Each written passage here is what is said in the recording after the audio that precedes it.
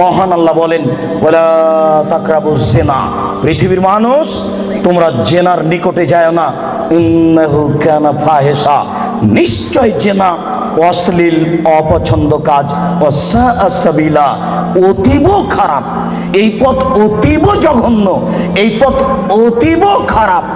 শুনুন, কোন পাপকে আল্লাহ এভাবে উল্লেখ করেননি, জেনাকে এইভাবে বলছেন কেন?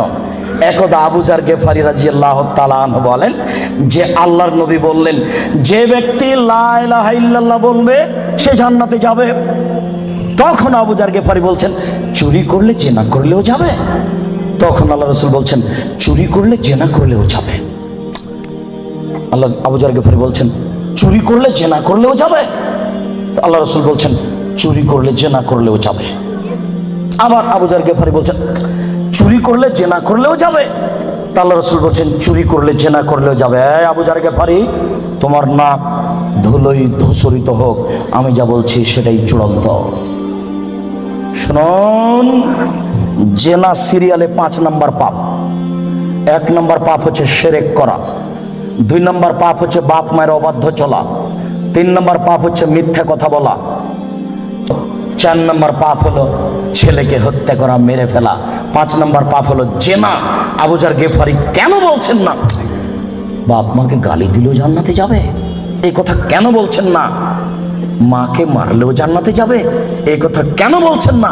বারবার কেন বলছেন জেনা করলেও যাবে, চুরি করলেও যাবে?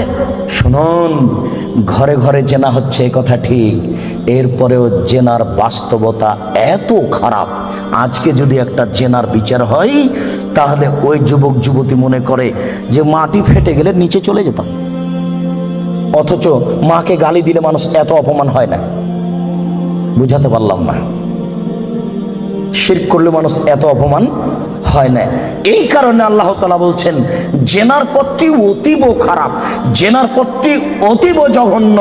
পৃথিবীর মানুষ মাই ইফআল যালিকা ইয়ালকা আসামা, যে ব্যক্তি জেনায় লিপ্ত হবে তার 1 নম্বর বিপদ, সে হবে মহাপাপী।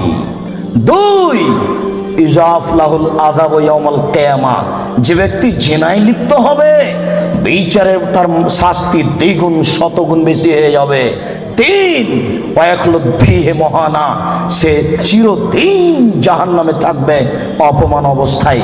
শুনুন, জেনায় লিপ্ত হলে 3টে বিপদ আছে। 1, সে হবে মহাপাপী। 2, বিচারের মাঠে তার শাস্তি